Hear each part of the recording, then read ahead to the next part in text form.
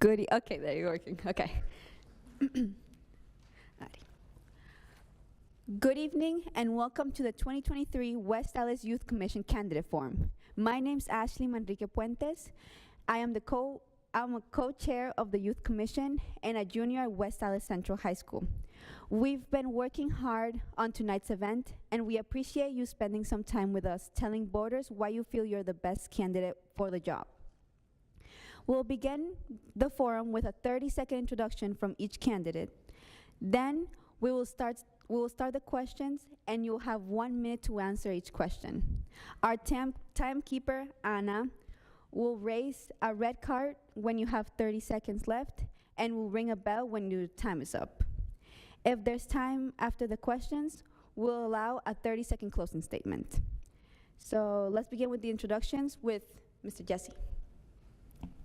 Good evening, and thank you for the opportunity to be here. I think it's great that you guys are doing this. Fabulous. I think this is going to be the most fun I've had out of the forum so far. Dave Jesse, if you go to Central, maybe you know my son Tobias. He's a freshman, plays for the football team. I personally went to Nathan Hale. Don't hold that against me. I also went to Frank Lloyd Wright and General Mitchell.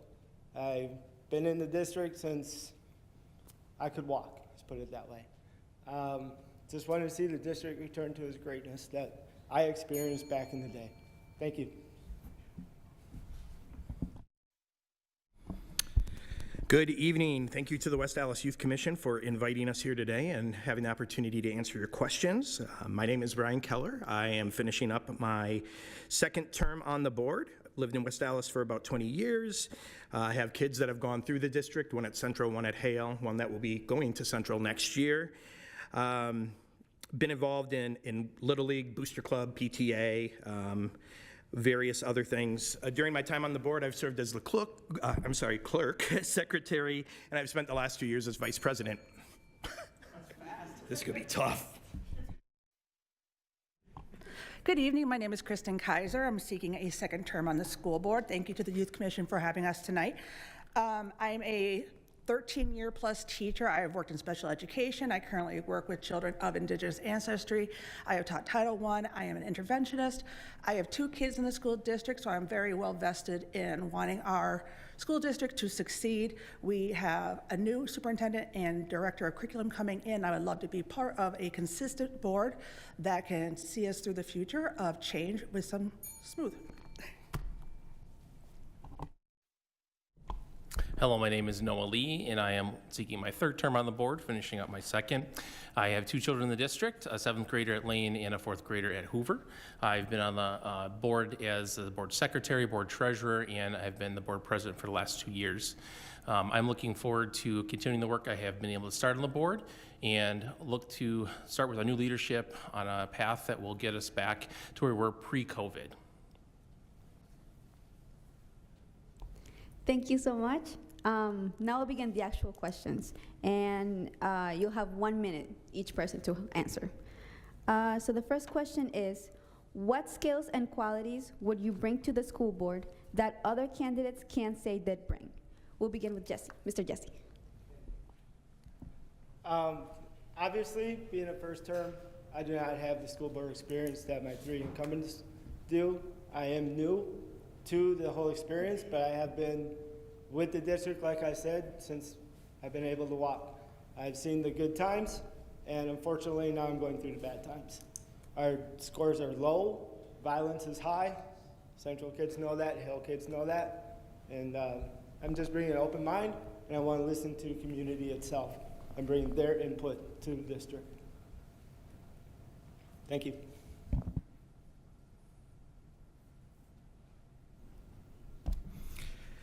I work in the field of human resources and talent acquisition, so I think that helps me in looking at retaining and attracting teachers to our district. So I've been able to use that mindset, understanding kind of what some of the market factors are in terms of some of those transitions, and being able to use that experience to work toward making our salaries more competitive and our benefits more competitive to be able to retain those teachers. I also know it's not just about salary and benefits. There's other things we need to look at and make sure that our teachers have the support that they need in their classrooms to be able to focus on the job that they're supposed to do. And that includes eliminating distractions that take away from learning. Again, I have that human resources mindset and experience that will help us as we continue to look at how we retain our staff. So as a current teacher on the board, I have the understanding of curriculum and what it's like to be in a school right now post-COVID. My schools were open, but it was not the same as a normal looking open school at the time. I am very driven by data-driven decisions when I'm making decisions for my classroom on instruction or assessments or how I'm going to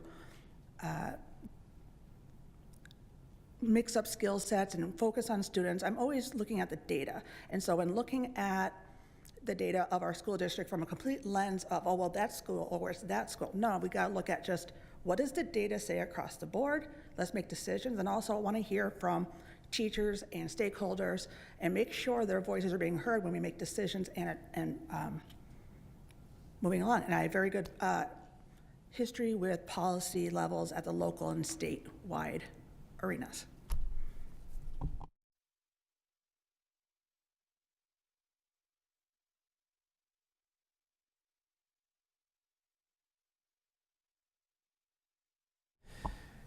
So I come from a scientific background, which is not unique to the board, but unique to the candidates here today. And as I ran originally, it's a unique perspective to how we go about board decisions, how I look at the different aspects of the decisions that we have to make. Very analytical. Data is obviously very important, but how data can be applied and the best way to utilize it when making these decisions is something that I've been trained to be able to do. I also think that some analysis that is done for some of the decisions that we have to make is more unique from my mindset, just because of the training that I've been given to evaluate pros and cons, looking at biases, so forth and so on. So I really think that bringing that scientific perspective to the board is important, along with the leadership that I have been able to provide over the last 6 years. Hey, thank you so much. And then the next question will be asked, the next question will be asked by Jayla.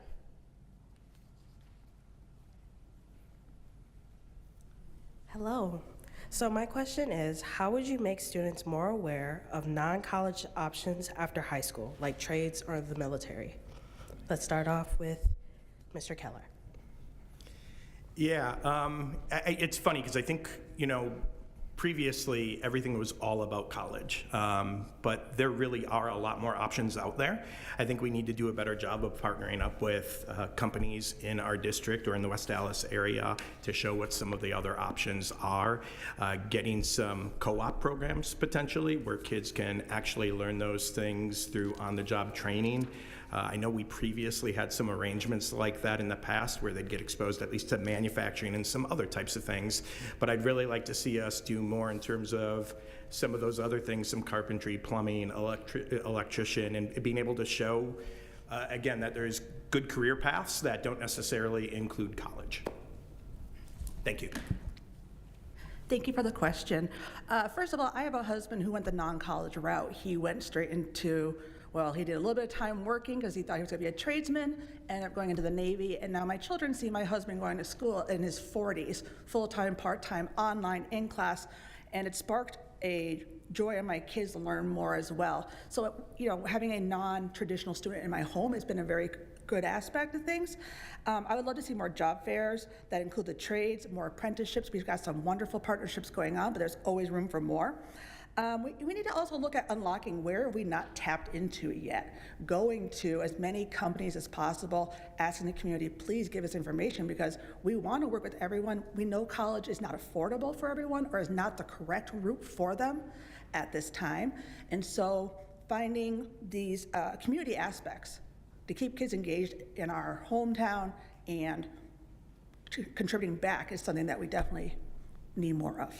Thank you. So I really think that our businesses that we have in our district are an underutilized resource that we have. We have been able to have some partnerships with some of those businesses, but I really think that there's a lot more that could be done.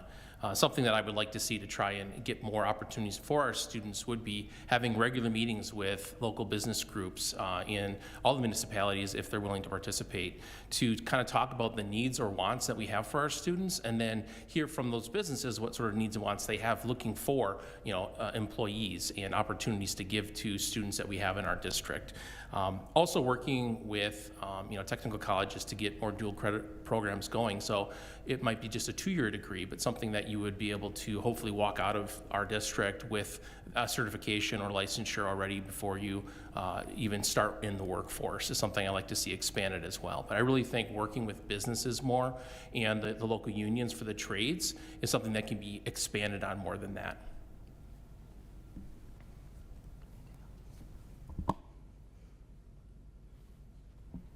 Thank you. This is a great question, actually, because I'm a production supervisor down in Racine at Case New Holland.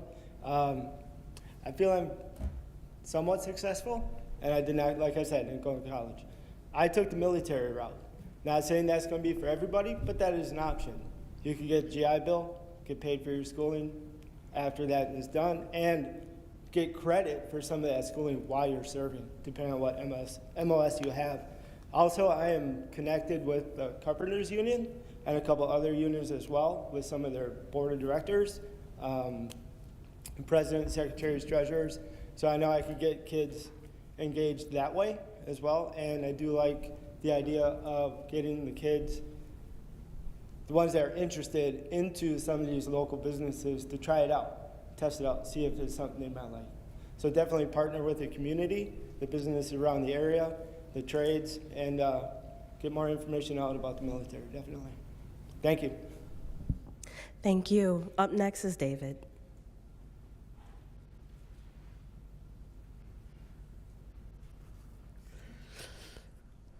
Hello. How would you suggest educating students more about the college process, including application processes and scholarships? This question starts with Kaiser. Thank you very much, David. So we do have a pretty good network of scholarships and college process. I know we have a network of scholarships that I've been searching for on our school website, especially on Hales, Centrals, and Dockies, having more information out there for the scholarship process. Sometimes we see a big discrepancy in which school gets more scholarships versus another, and I want to make sure we are having all of our resources used equitably so that everyone has the same opportunities for these scholarships, for understanding, college visits, how to prepare for college, more college course application. I'm trying to preparing for what college is going to look like for everyone. Because I know when I went to college, we didn't really do a great job with the scholarships. When my sister went through, well, she got scholarships, but her parents do the process better. So I think starting that education of what a scholarship looks like, how to start the college process quicker. Oh gosh, I never had my thing on. Can you ask her to repeat her answer? Can you ask her to repeat her answer? Can you repeat your answer? Is that okay with everyone? Okay, I apologize for doing that.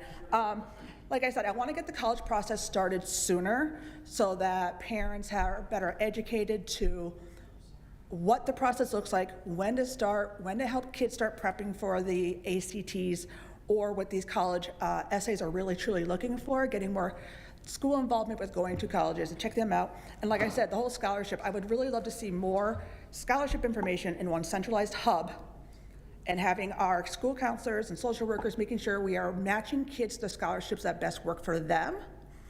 And like I said before, we see discrepancies sometimes in which schools get more scholarships. We should be more equitable based on our school sizes being very similar. And at the end of the day, we want everyone to go to school affordably, to go to the school that works best for them and their futures. Thank you, and I apologize again for not pressing the button. Thank you. And our next question will be asked by Saoirse. Oh, my bad.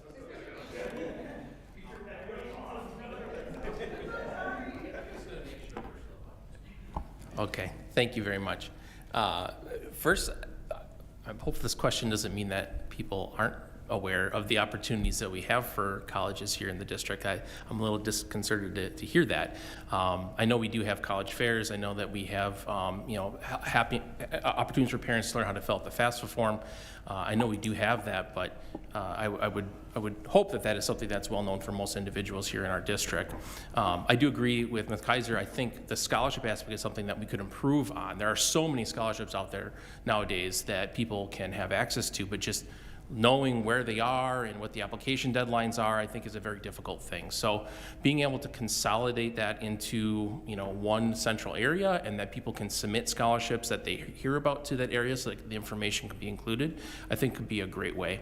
That and more college tours, opportunities to tour colleges, interview, like having students come back who went to college and saying, this is what I learned as a new freshman, coming freshman college, this is what you need to expect.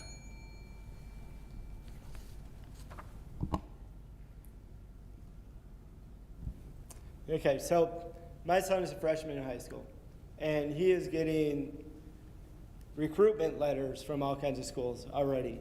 I know that's probably due to the football coach, and I think the coaches are doing a great job of getting that information out there. What I'd like to see on the flip side is, and again, he's only a freshman, so I don't know if this is going on in his schools. Hopefully it is, but bring those colleges in that people are interested in and set up a college fair. A few times a year, not just once a year, recurring through the year. And I echo this great idea of bringing the kids back that have gone on to the colleges to share their experiences, what they've learned. Is it everything they thought it was? Are they still in the same major? Is it going to be something different than they expected? Give that experience back to our students. And that's across the board, whether it's kids that went to college, kids that went to the military, kids that went to the trades. Bring those kids back and share that information. Thank you. All right, so what I would like to see, I think a lot of it comes down to communication, and I realize that nowadays the best way to communicate things with students is probably through text messages. So I would love to see some type of system set up where not only do we have all our scholarship opportunities housed, but you get text messages notifying you, hey, this new opportunity is available. Hey, this is the deadline for you to apply for it, and really kind of give you that timeline laid out throughout the process.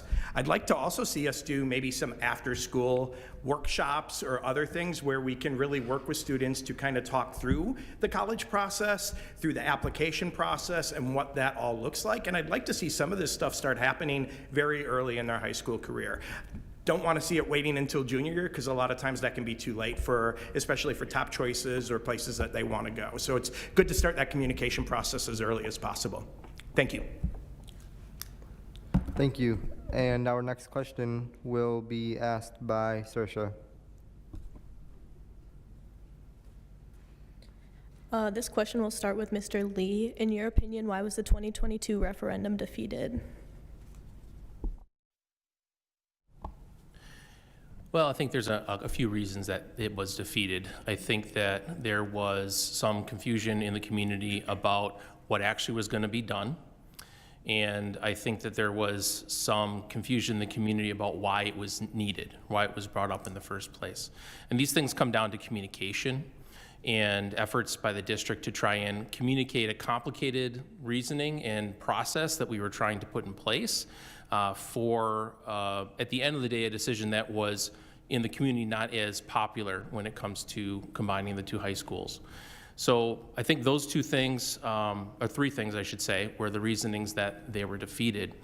However, I think that with better communication and a process that was maybe started earlier, that some of those things could be overcome. Thank you.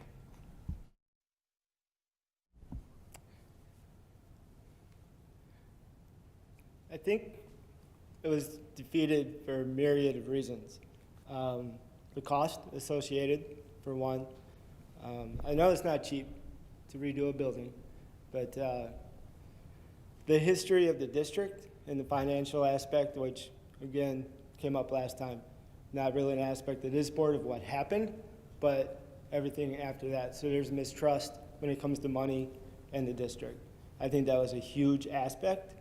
The location of the high school. I know families on the east side were having difficulties reconciling having to go all the way out to the far west side of the district. So I think it would have been a better option maybe to put it somewhere central, not central, but pun intended, but centrally located. Also, just the overall project management of the whole situation, I think from my vantage point as a project manager and some of my jobs, could have been better. Deferred maintenance also is an issue as well. Thank you. I think a lot of it's been touched on. I think it really came down to communication and trust. I think in spite of a number of things, there's still skepticism about the decisions we make financially, and rightfully so. Things, especially something with that kind of a price tag, should be looked at very closely. Communication could have been better. The process needed to be started earlier, I believe, and really get more people and stakeholders involved. Location may have been a concern, but the reality is we're very much landlocked. We don't have a lot of other choices if we want to do a combined high school within our district. So again, those are things that we need to communicate and get people involved with, to have those conversations and make them understand what our challenges are and bring everybody together to come up with a solution that can be agreed upon by our district. Thank you. Thank you, Saoirse. So I'd like to thank Mr. Lee and Mr. Keller for taking all my answers. Definitely, the things I wrote down right away were definitely need to take the communications. A lot of people felt that we were rushing through the process, and that's definitely not fair to a community whose taxes and hard-earned money was going to be affected by it. You know, looking back, was it maybe too lofty a goal? Maybe you want what's best for the district, and maybe you want beyond what the district is ready for. I always want us to be future forward and ready for our students, to give you every opportunity there is. But we're hearing from the district that that's not where they're ready yet, and that's okay. Change is scary, and there's a lot of changes going on in our world, and sometimes that definitely can affect a vote. And I just want to remind that a referendum is a question. We came to the community and said, we have a question, would you support this? They said no. Now we're moving on with those choices and decisions, and as a board, we have to find that happy medium for our entire community. And it was a good lesson for us to make sure we understand, you know, where we're at. Thank you. Our next question will be asked by Jayla. Hello again. So my next question is, be honest, would you eat the school food? Let's start off with Mr. Jesse. When I went through, pizza day was the bomb, okay? From everything my son and his friends say, I'm out. No, not one bit. Yeah, similarly, but I went to MPS, so we had different food choices, or I don't know that it was the same provider that you had, and there were certain things that I absolutely loved. Even now, my son said there's a couple things he'll eat and he really enjoys, but I all too often hear him complain that he did not like the food or he did not eat that day, which creates other problems. So I think there's probably room for improvement, but in fairness, I also haven't eaten anything at the schools in the last few years. So. First, I want to say I'm proud of the fact that we have universal meals for our students, so there's no barrier there for what people are eating. I think it would be nice if we definitely were able to give schools more choices. Full disclosure, when I was in high school, I basically lived on Fritos and curly fries, so I mean, maybe my life decisions weren't that great back then. I would eat the food. I teach in an elementary school. A lot of times I eat the food my kids eat as well. It's just part of the process and of being a teacher and being involved with my students. So I would, but I'm always open to hearing and having maybe a survey put out of which ones do you like best, what options do you want more of, and we'll work with you and figure out something that makes everyone happy. Thank you. So actually, I had gotten some complaints about this a few years ago before COVID. And so I made a point to actually go to both Hale and Central during lunchtime so I could observe what was happening during lunch, but also try the lunch because I kept hearing it was so terrible. And maybe it's because when I went to school, it was so much better than the lunches I had eaten. I didn't see a problem with it. That being so, yes, I would eat it because I did eat it, and I would try, the tacos, the whatever they had. I tried a little bit of everything just to try to get a good idea of what was being offered. I do know there used to be more options before COVID. I know they were reduced when COVID happened just because of prepackaging and things like that. And so I'd like to get back to more of those more options that you would have for students so that you could not be limited to just a few options before, and hopefully that would help. But yes, I would eat it, I did, and I didn't mind it. Thank you. Thank you. Next is Kaylee.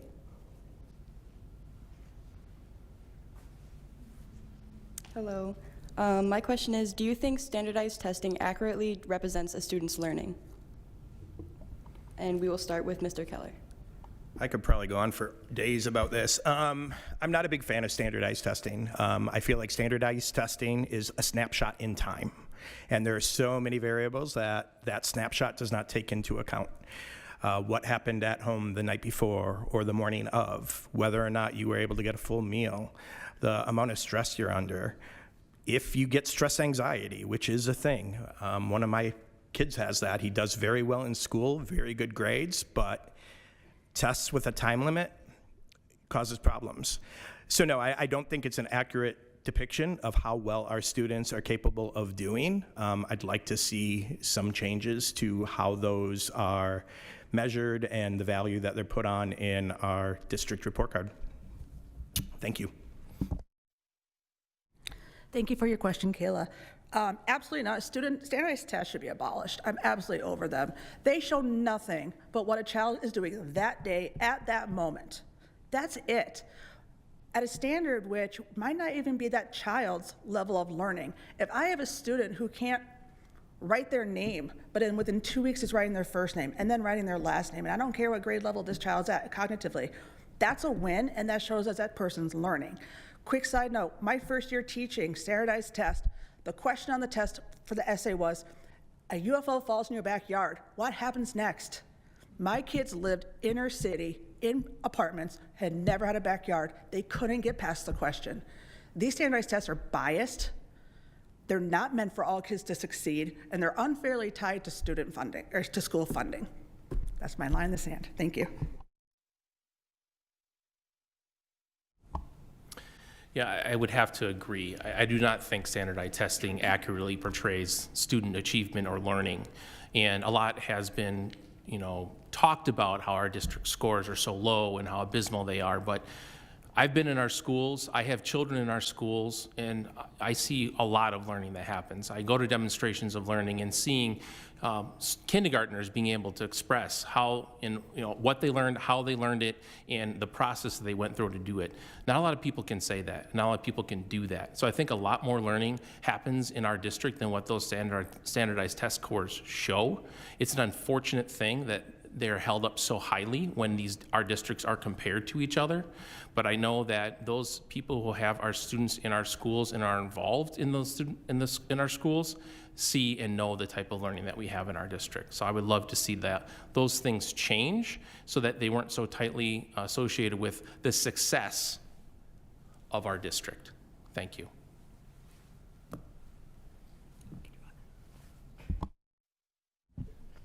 Great question. I echo, actually, the sentiment up here. Snapshot in time, so many factors go into it. Sometimes people aren't good at, the written or the reading and the written. Sometimes people like to stand as opposed to sitting it down. Choices. All that being said, that's the measure we have right now. That's the world we live in. So we have to make do with what we have.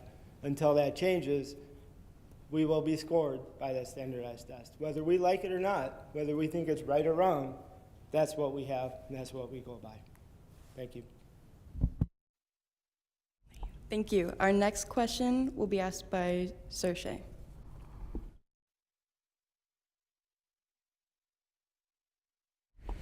Other than a musical or sporting event, when was the last time you were present at a school? And it'll start with Kaiser. Hi, thank you very much, Saoirse. First of all, it is, I have to admit that it is hard for me to get to schools during the school day because I am a teacher myself. It's very hard to find subs right now, so if anybody wants to be a sub out there, thank you very much.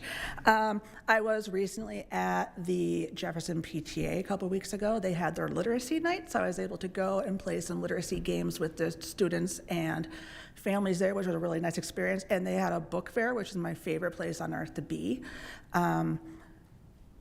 And I have to say, unfortunately, that's probably that was about a week ago, and that's the last time I was in one of the schools for a event. Thank you.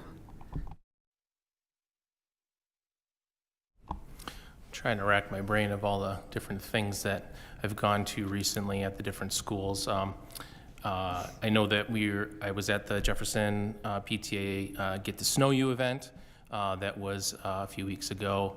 And then before that, we were invited to a chili cook-off at Wilson. So I was able to go there and sample all the chilies that the teachers had provided and provide some feedback on that as well. And also was lucky enough to fill in for Santa at one of the events at Wilson recently as well, and attend the PTA Carnival, which was held at Central. And volunteer there. So my wife and I are very involved in the schools in PTA, and so we are often at different events to be able to support those individual organizations as well as those schools. And I love going to demonstrations of learning. Thank you. I personally myself also was at the Getting to Know You event at Jefferson. Other than that, full disclosure, I said I start work each morning at 6. That means I'm on the road at 5 a.m. I like to work out in the morning, so I'm up at 2:30 each morning to accomplish all that. I work until 4 o'clock, sometimes 5 or 6, and then I have another half an hour drive back home. So by the time I get home, a lot of these events are almost over. So I have, outside of football, and a couple people here can attest, I was at every single football game this year, junior varsity and varsity, and worked in the concession stand as well. So outside of football and Getting to Know You, those were my events. Thank you. Yeah, unfortunately, this year's been a little tougher for me with a lot of commitments for my day job, and we moved to a one-car family, which we realized does not work very well, and will be changing very shortly, which will change my availability. I was able to attend the PTA Carnival, which was a lot of fun. Did a little bit of volunteering there as well with the 50-50 raffle. Other than that, the last time I stepped foot in a school was actually to drop off some snacks, some breakfast items at FLW as they were taking forward testing and talking with a few staff members there. So I do have a few things on my agenda that I plan on attending very soon. And I have been involved very much so in the Booster Club in the past, and I have a feeling with my son going back to Central next year, I'm gonna be involved in that again as well. So, thank you. Our next question will be from Shelley.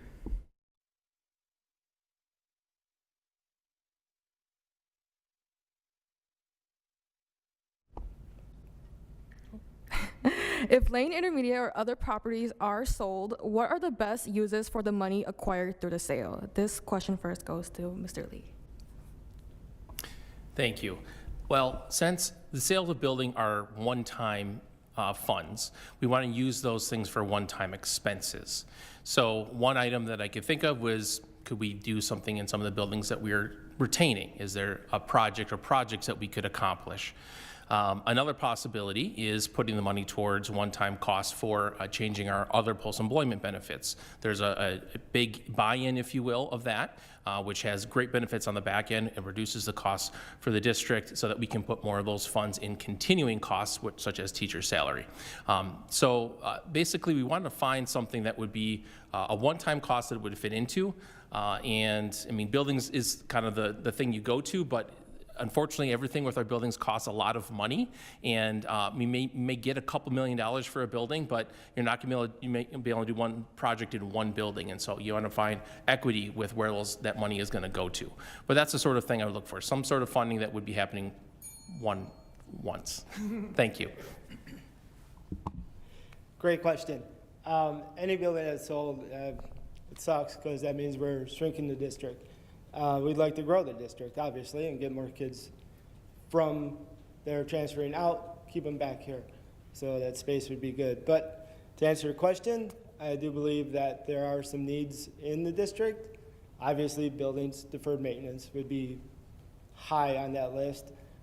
If it could be worked out, teacher salaries, get that average back up. Deferred maintenance, like I said. The athletic field.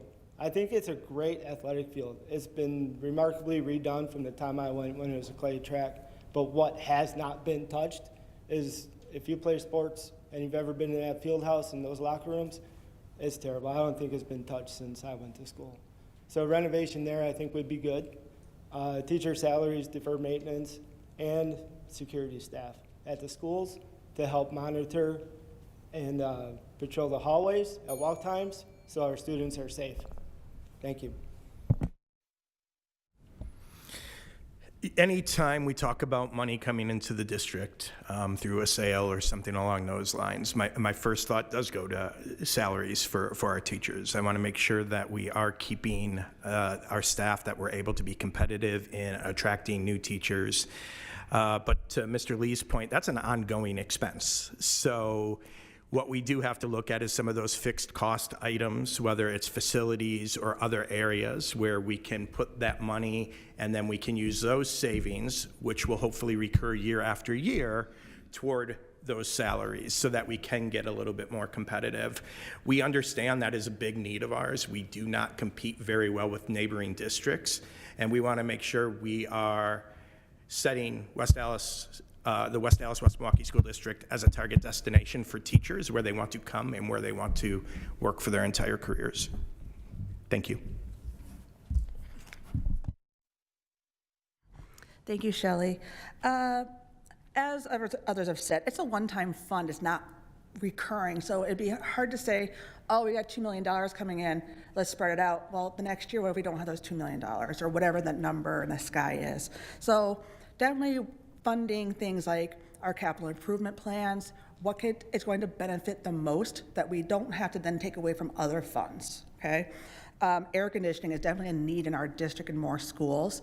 I'm sure that, during summer school, we're only limited to a few buildings because of the air conditioning. I'd love to see if we can do upgrades in that area. Another thing which would also recruit or retain teachers is, could we use that funding for additional academic resources that gives students success, that is equitable and is going to actually help students succeed beyond the classroom, which is always our end goal. And if it's something that we are willing to invest into our schools, that's great for the entire community. Thank you. Thank you. Up next is Adrian.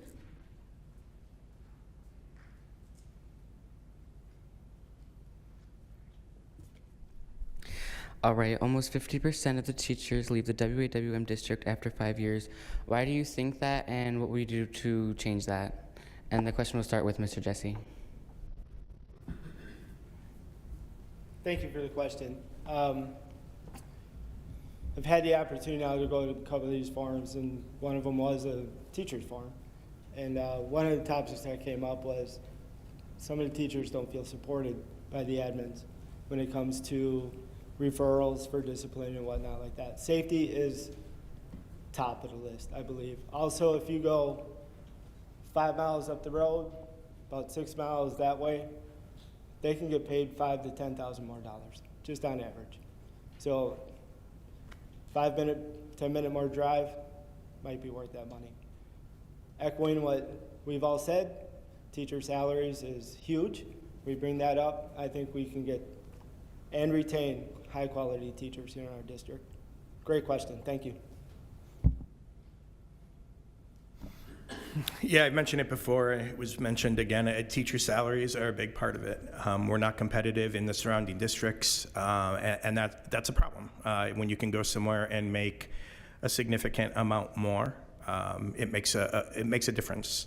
I think the other thing, we need to make sure that we are limiting the disruptions in our classroom. Teachers are frustrated by that. So we need to make sure that we're holding students accountable to things they are doing that they should not be doing in school. We need to remove those disruptions so the students that want to learn can learn and the teachers can teach them. I think the other thing is making sure that our teachers continue to have a voice, that they are heard, that they are the ones in the classroom, they're the ones working with the students on a day-to-day basis. We need to understand what they're seeing, what their challenges are, and what supports they need, and then we need to work to provide that.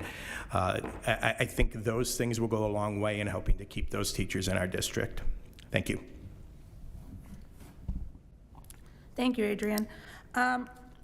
Everyone's touched on the competitive salary, and I understand that. A competitive salary now is really important for teachers because you see people coming out of college, they want to start their lives, start their families, buy homes, and so seeing a competitive salary now is really important. I totally understand that.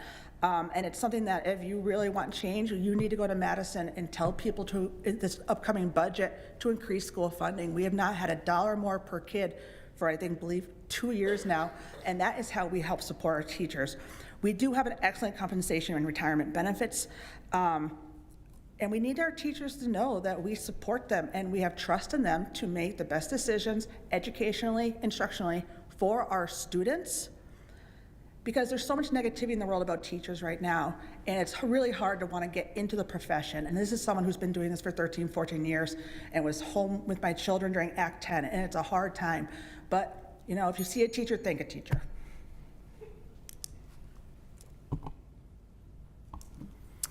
Yeah, so a lot has been said about salary, and that's usually the first thing that's brought up because people look at that as the first thing. But, you know, working environment too, I think, is equally as important as to salary. You know, fortunately, our district, although we will try to compete and do everything we can to increase salaries, there's just some districts we'll never be able to compete with because they're property richer than we are. And how Act 10 works is basically set the bar at a place that, unless things change at the state level for funding, we'll never be able to be equal. So because of that, we have to look at other things. What are things that we can do to make our teachers' lives easier? Things like reducing class sizes so that they can have fewer students that they have to worry about teaching, less homework that they have to grade in the upper secondary levels, including new teachers that have teacher mentors, people that can show them the ropes and help them through those first years, which can be extremely stressful. And we lose a lot of staff who leave not just our district, but the entire teaching profession within that time frame because of the stresses of learning how to teach. So I think those are a few things that we can do in our district to try and keep them here. Thank you. All right, thank you. The next question will be asked by Saoirse. This question will start with Mr. Keller. If everyone on the school board was on an island, who would you kick off and why? Whoa. Jeez. Wow. We went Survivor here. What would I kick off? Oh, man. You know, I'm going to start by saying that I enjoy working with all other 8 members of the school board. I got 2 answers that come to mind, but I'll stick with, I'm going to stick with one. I'm going to say Brendan, only because he sits right next to me, and he sometimes asks a lot of questions, which is good, but yeah, I'll just say him.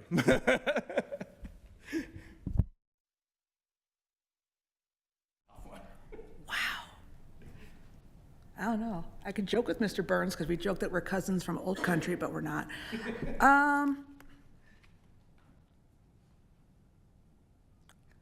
This is the hardest question. I watched all the videos too. Who to kick off the island? You know, I would kick myself off. I can be cranky. I don't like stand on my feet and my hair. I've got, you know, I'm not pleasant sometimes when it's, you know, I'm sunburned and on an island without my dog, I'd assume, and no TikTok. So I'm gonna kick myself off the island and cheat the system a little bit and just say, I'm over this island. Thank you.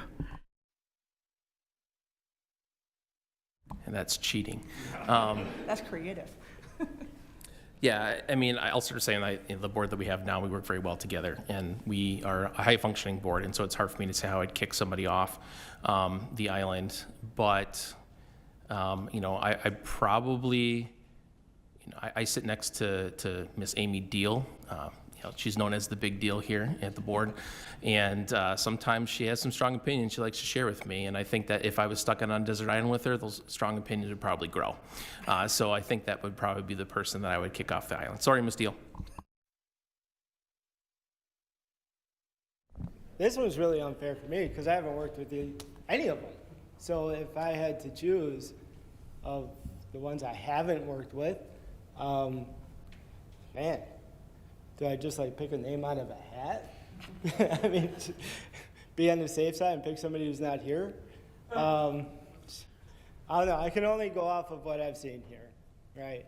And us two have somewhat history together in workplaces. We know some of the same people. I've enjoyed talking with Kristen when we have talked. So just process of elimination. No, sorry. You're off the island, my friend. Tough question. Thank you.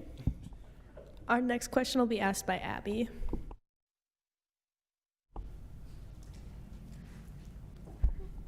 Hello, it's nice to meet you. We have heard that teachers don't feel comfortable communicating with the school board. What will you do to establish communication and trust between teachers and the administration? And if you would like to start us off, Ms. Kaiser. Thank you, Abby. Gosh, I hate that. I don't like to hear that because I do have a lot of teachers who have personally just reached out and phone called me and have said, hey, I trust that you're going to at least listen and maybe move the ball down the road. And that's something I've taken a lot of pride in, that I've had a lot of teachers just personally phone me and ask, what can we do? Something I brought up actually with the teachers union is I would love to meet more with the teachers union so we can get, just because they're representative of the buildings. So we have representatives of all the buildings who can come to us and say, here's what's going on.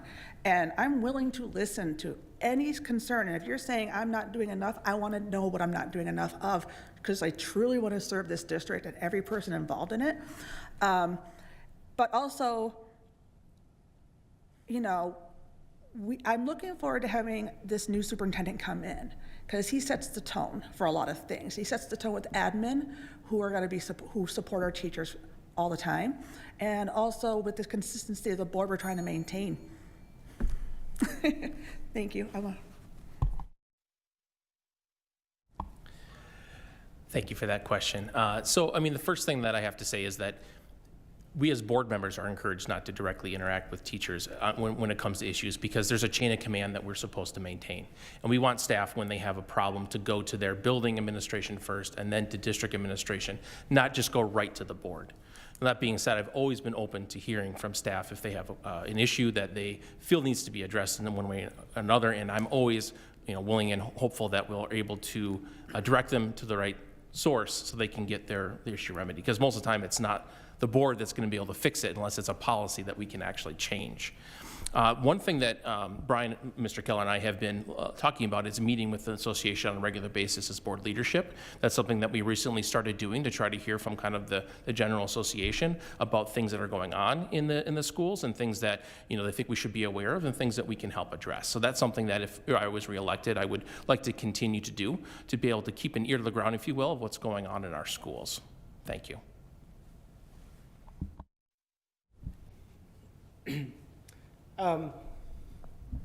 Noah touched on it. There's an org chart: teachers, admin, building admin, superintendent, board, right? So that's the reporting structure. But a good leader is going to turn around and have servant leadership and say, I know, like, you're supposed to report to me, but what can I do for you? My door would always be open, my proverbial door. Text, email, phone call. Hey, can you stop on by? If work permits it.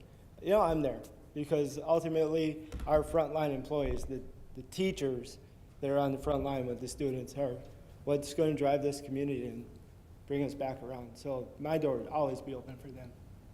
Thank you.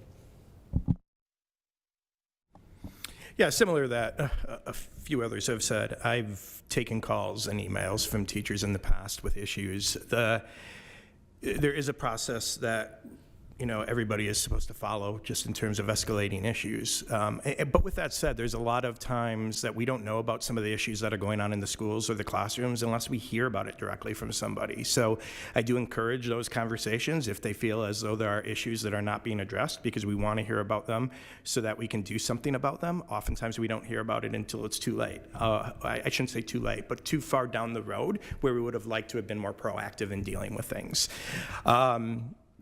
Like Mr. Lee said, we've started meeting with the Teachers Association. That's something we actually wanted to do pre-COVID, and then that kind of flipped everything on its ear. So we have started doing that. I would love to continue doing that, and we've expressed those sentiments as well. There's a few other teachers I talk to somewhat regularly to hear about what's going on in the schools, and again, open to doing that and having those conversations. Okay, thank you very much for your answers. And the next question will be from Jayla.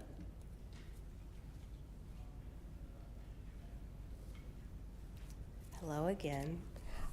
So my question is, what new opportunities will you give students to allow them to have a voice in decisions that affect their school experience? Let's start off with Mr. Lee. Thank you.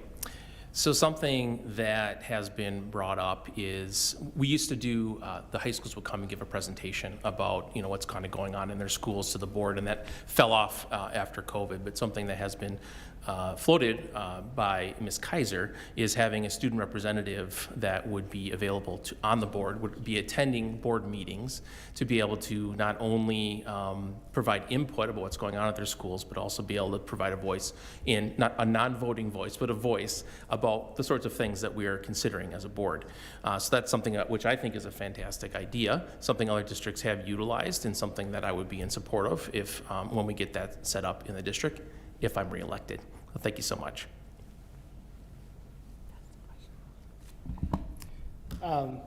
Again, great question. Was this number 4 for yourself? 3. 3. Echo, the students should be involved in everything that school board, would talk about, because directly what we're going to be doing is affecting the kids, right? It affects the teachers and it affects the kids directly. So why would we not get their input? It's a no-brainer for me that they would get invited to the school board to have input on some of these topics. Thank you. Yeah, similar to what I said about the teachers, the students are in the school. They're in the classrooms. They know the issues that are most impacting them. They know the obstacles they might be facing or the challenges they're facing. They know what's going well, what they're excited about. They probably know some of the things that other districts are doing that they wish we were doing. So them having a voice is crucial. Always invited to come to our school board meetings, but yeah, I'd like to see something more official where we can get that feedback. We can have some communication on what their thoughts are. One of the things that I've talked about in a number of different areas is I'd like to see us do more focus groups that involve parents, teachers, community members, and students, so that we can get the perspectives of all of our stakeholders on some of the things that are most important to our district. And again, I think it's important that the students would be involved in that. Thank you. This is the question I wanted, Jayla. So yes, I've been the WASB delegate, the Wisconsin Associated School Board delegate for the last 2-3 years, actually. And through that work, I have met with other school districts who have a non-voting student representative on their board. I would love, this is my goal, that we get this started September when schools open, because we really need to hear from young people, because this experience is yours. We can say all we want, but it's your experience. And I want to move forward with that and how that's got to work between 3 high schools. We're going to make this work. I've got the networks. We're going to figure this out. Other things, though, I think, we hear from kids a lot that we want more courses. We had kids at Central say, we want a Black History course to learn more. And we got outside experts to come in to help us develop this course. I would love to see a Latinx course, an LGBTQ course, a course on Indigenous history, a course on mindfulness. So many kids don't understand how to handle the stress and anxiety of life, and we need it. Thank you. Next is Adrian.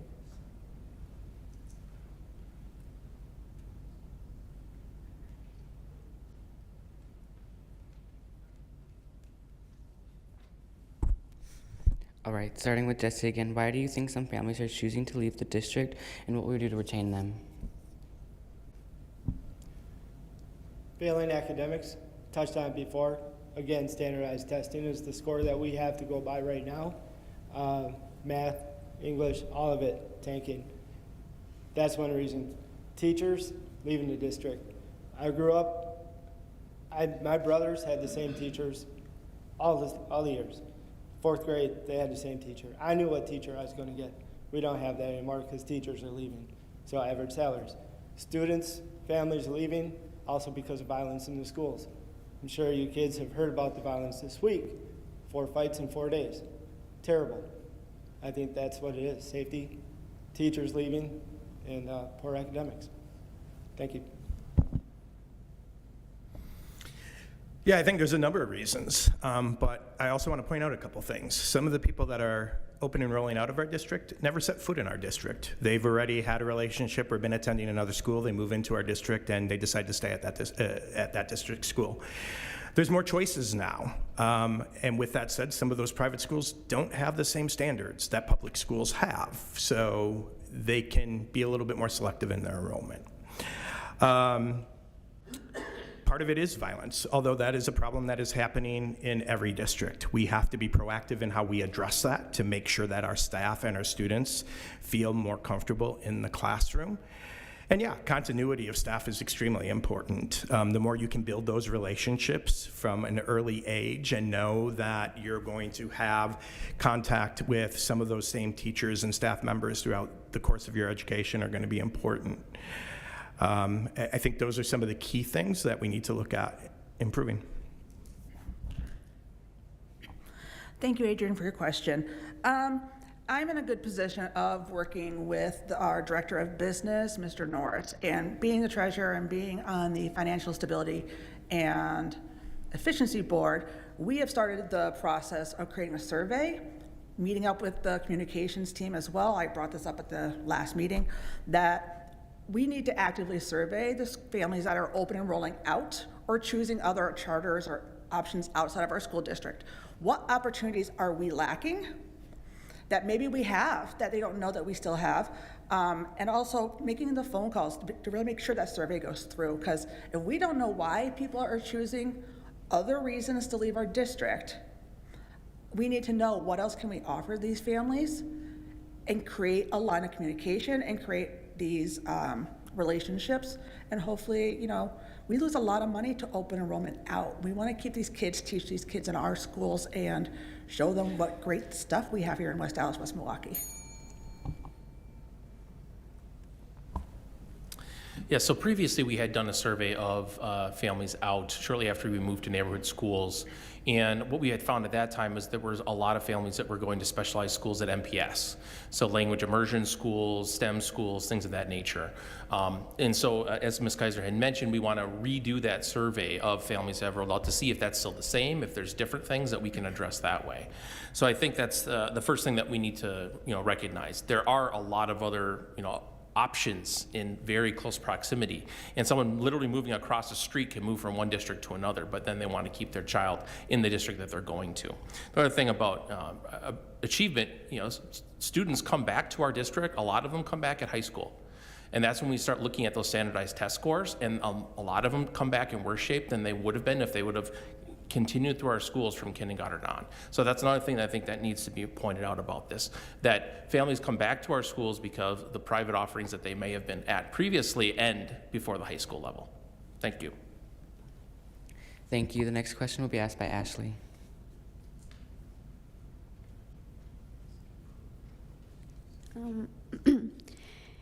If you could meet anybody, dead or alive, who would it be and why? We'll first start with Mr. Keller. These questions are always tough because there's so many different options. I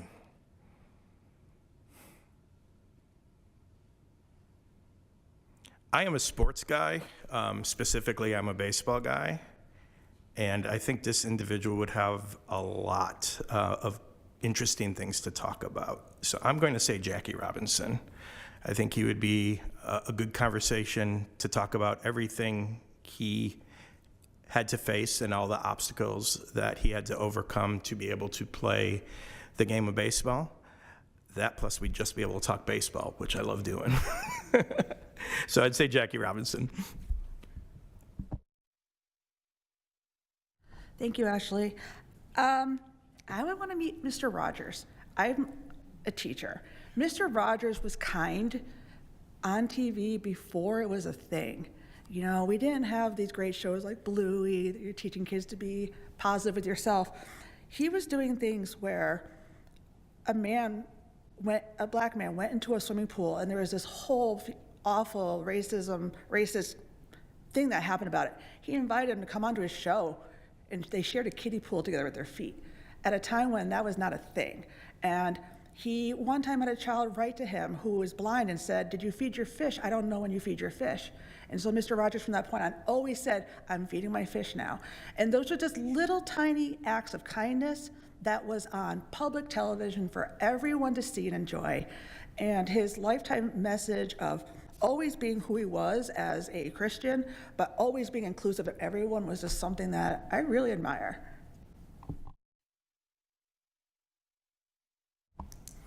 So I think I'd want to meet Benjamin Franklin, and I think I would like to meet him because he was so many different things. He was a politician, a statesman, an inventor, a scientist. I mean, and for when he lived, the time in which he lived, to be able to do all those different things and excel at so many of them, I think would be really interesting to just speak with him to learn how he thinks, because you don't see that sort of a, I guess you would call it a Renaissance man anymore, who is so good at so many different things, and the things that he's brought to society as far as inventions and advances in science, and even the history that has happened in our country that he has played a role in, I think would be really interesting to speak with him. So thank you. A lot of people to choose from, right? Dead or alive, you said. Outstanding. That's like a billion. My mind, one of them was Jackie Robinson, full disclosure. But as I've already thought about it, whether you believe or not, there's your own personal preference, but I'd have to go with one of the disciples.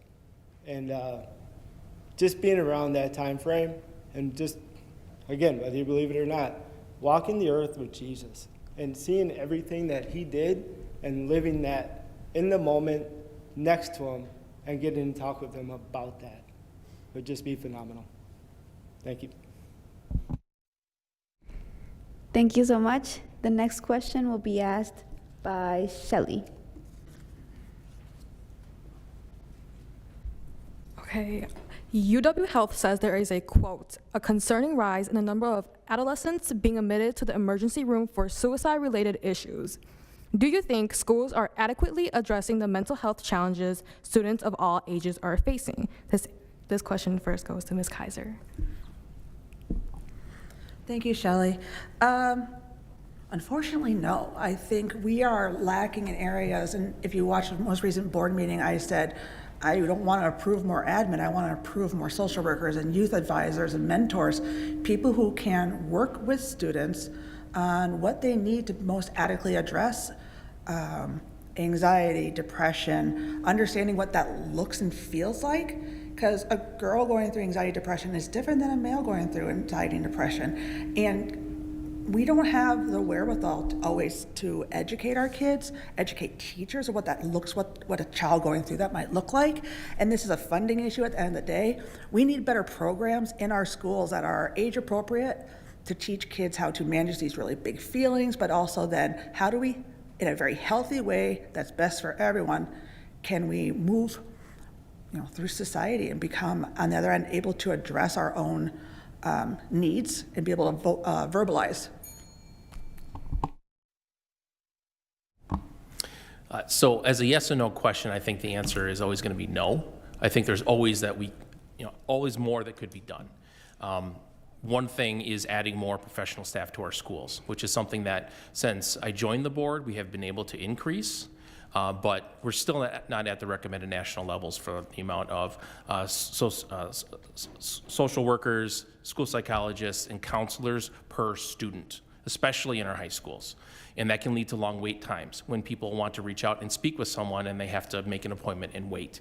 So that's something that I would like to see removed and reduced. And I have proposed utilizing funds like ESSER dollars to try and get more staff in the schools, and then hopes that we can find the money to keep them there. So providing more funding from the state level would certainly help with that.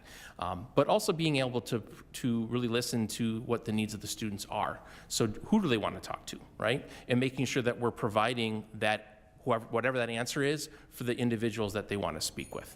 Thank you. This is a huge topic nowadays, especially post-COVID, and with all the technology out there and all the image and everything like that that's going on. Echoing, no, there needs to be more, definitely more. People that are able to reach out and talk with the kids, have the kids be able to feel comfortable going to these workers as well. And it's not just kids, right? It's adults too. So I know of a few groups involved with my running that I do that would be willing to come in and do seminars, be there for a week, like a Mental Health Awareness Week, and be there to talk with the kids. Thank you. I am going to make it 4 for 4. No, we do not do enough. I always said I was never going to be one of those people that compared what my life was like when I was a kid compared to my children now, but the reality is, and I think a lot of people when they do that will say, oh, I had it tough because I had to walk, 3 miles in the snow, et cetera, et cetera. But in a lot of ways, we had it easier. We didn't have social media. We didn't have a lot of the other outside stimulus or just impacts on our day-to-day life that young people have nowadays. So yeah, I want to make sure that we have the appropriate resources. Again, the challenge is budgeting and finding out what we can do. One of the things that I've talked about doing is seeing, comparing where we're at from an administration staff level, seeing if there's anywhere that we can make cuts if we're too top heavy compared to other districts of our size, and then put that money back in the classroom. So whether that's with the teachers, the psychologists, social workers, counselors, et cetera. Thank you. Up next is David.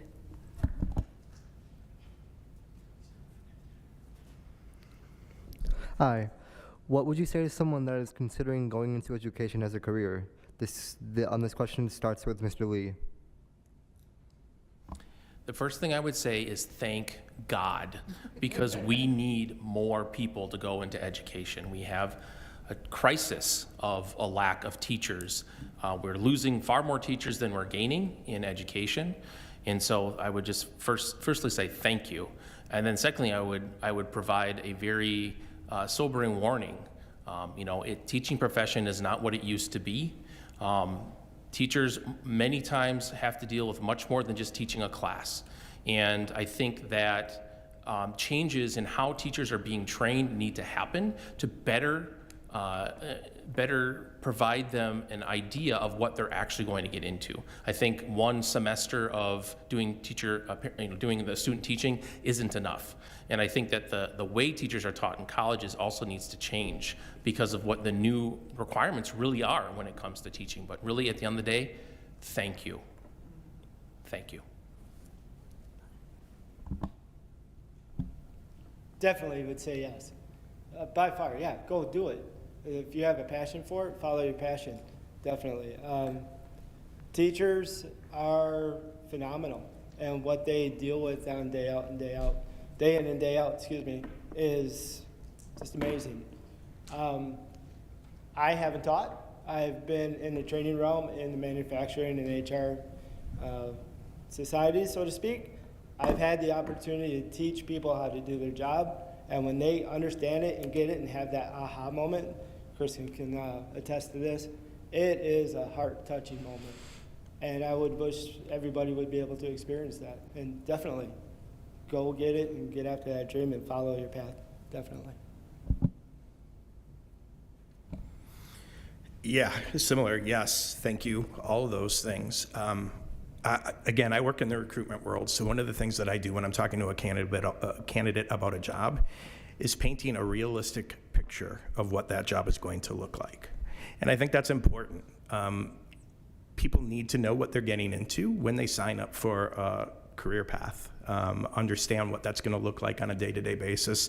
I'd like to see people who have an interest be able to start maybe even doing some shadowing at another school in high school before they start their education program, doing some of those things so again they get that idea.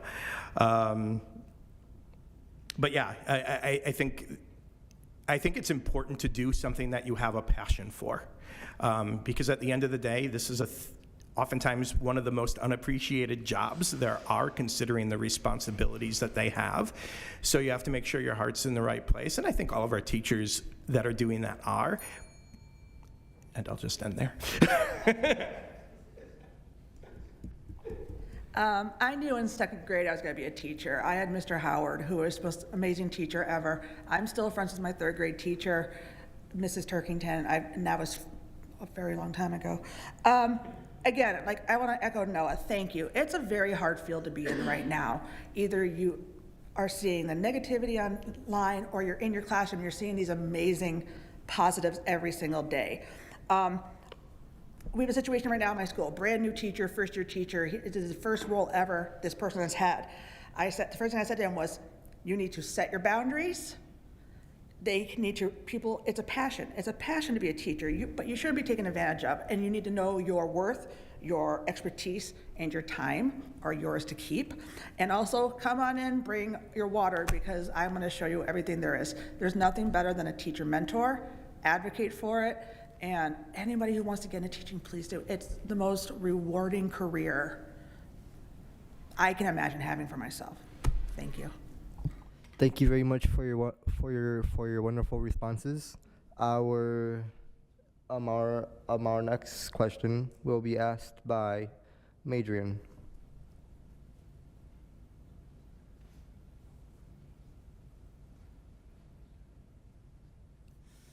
Thank you.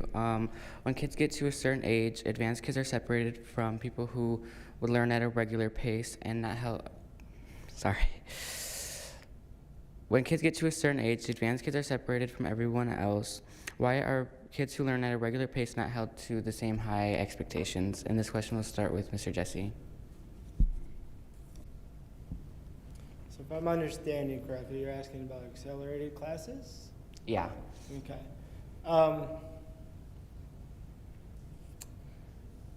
I think with everything, you have different levels, right? I don't want to be blunt or anything, but for me, for example, accelerated classes, that wasn't going to happen.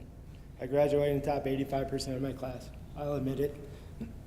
But I think the accelerated classes are good, and I think they should be open for everybody that wants the challenge and are willing to accept the challenge. Thank you.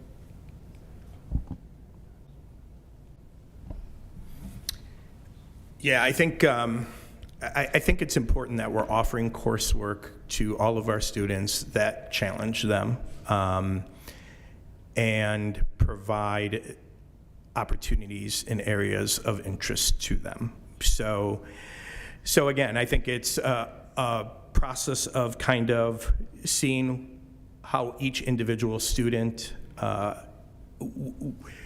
where their skill level is in certain areas, and whether or not those class offerings provide them the best opportunity to continue their learning and to be challenged and to get to the level they need to based on what their career or life goals are after high school. So I think it's a combination of factors, but I think it's important that we offer a variety of offerings to our students so that they feel challenged. Thank you, Adrian.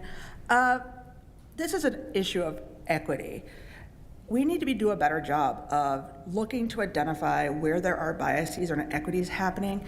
If more math courses are not being offered in the middle school or at certain middle schools, so when they get to the high school, they don't have the opportunities to go right into calc or later into AP or college now courses, then what are we doing for our kids? There's not, we should, if child A is at medium and they finish high school at medium, we've not done our jobs of making sure they're being challenged. If we have kids, we need to understand what their strengths are. If we have a student who is currently a C- student, but they are a passionate writer, why aren't we challenging them to go into these college prep courses or advanced courses? Because at the end of the day, challenges are hard and not everybody wants it. It's a stressful situation, but it's for the best in education. So I know here in the district, we offer personalized learning. And so we want to try to provide to the student what they need in order to have them succeed. And so I think part of that is allowing the student to basically dictate, these are the things that I have interest in, these are the things that I enjoy doing, and working into that the standards, the content standards that we have to do. Part of that is project-based learning, being able to get students curious about something that they have already an interest in, and then weave in those content standards that we as a district need to ensure our students are learning. So I think, it's less of why are we not holding people to certain standards. I think we're holding each child to their standard that they are going to be able to achieve and they are going to be successful in. And I think that's the important thing to do, because we do not want to discourage people if they're not doing well in a class. Thank you. Thank you. Next question will be asked by Kaylee.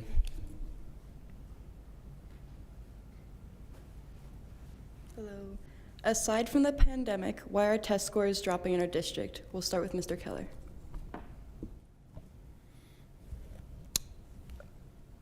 So why are test scores? I'm assuming you're talking about standardized tests again. And I'll touch on some of the things that I mentioned earlier. I think the problem is it's a snapshot in time. There's so many other factors, and yeah, the pandemic was one of them, but there's so many other factors that individual students might be facing on a day-to-day basis. Again, were they able to get a meal? Do they have outside stresses that are impacting their ability to take a test? As Ms. Kaiser mentioned, some of these tests are biased as well. So, there's a lot of factors. I think standardized tests maybe served a purpose years ago, but I think the reality is they have not changed with our student population, with the times that we're living in today, and they're just not an accurate depiction of what our students are doing and what they're capable of and what their achievement level really is. So again, it's all those factors.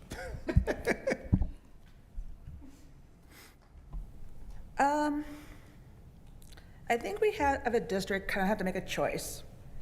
Do we want to do project-based learning, which does include all the standards they should be learning? It includes deeper understandings of these standards. The young kids are able to verbalize what they're learning, why they're doing it, and how does it carry on to the next grade level, the scaffolding we want to see in education. That they are able to find careers or college or life goals that they want to achieve. Or do we want to make sure a child can answer a timed test that we don't even get the results of till months later, that does not give us any idea of how to teach these kids right in the moment?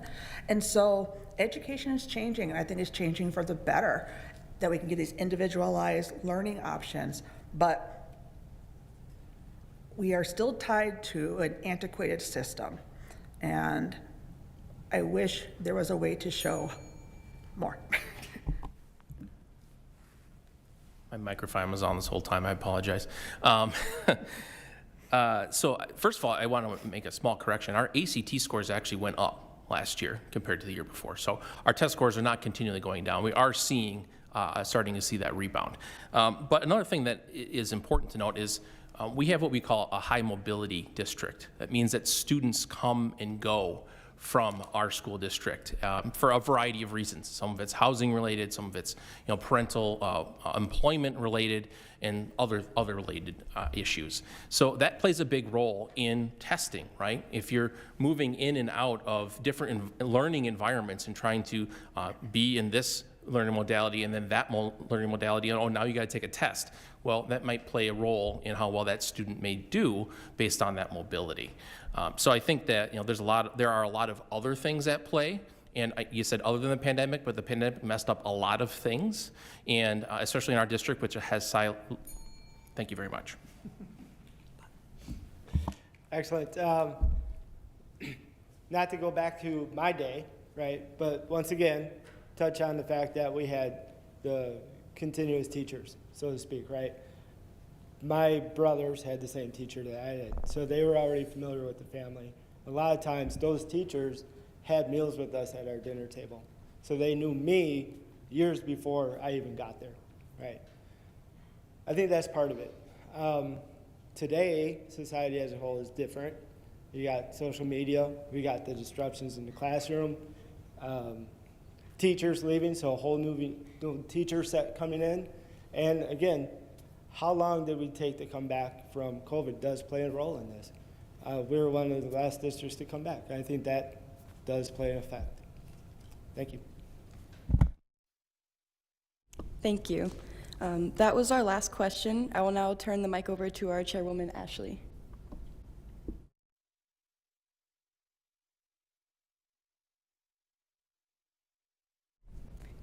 Thank you so much. And now each candidate will have 30 seconds to have a closing statement. We'll begin with Ms. Kaiser. My bad. Kaiser, there you go. I thought I was going from a Polish name to an easy name. It has not been. Again, thank you so much to the Youth Commissioning for having us tonight. Like I said, I always worry about this forum the most. You guys have the hardest questions, and I feel like you're going to hold it to us, which I really appreciate. I hope I have earned another vote tonight. For people out there who are watching, who have heard me, I am dedicated to this district. I am dedicated to the teachers, the admin, the students. I would like to see a board that remains as it is for consistency's sake. Thank you.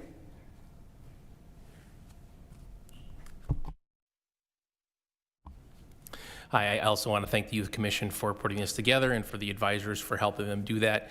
I've done this Youth Commission forum a number of times, and it's always a pleasure, so thank you for that. I've been on the board for 6 years now, and in that time, I've learned a lot. And it's taken a long time to gain that knowledge, and it's something that when you're in a time of transition, it's really important to be able to maintain.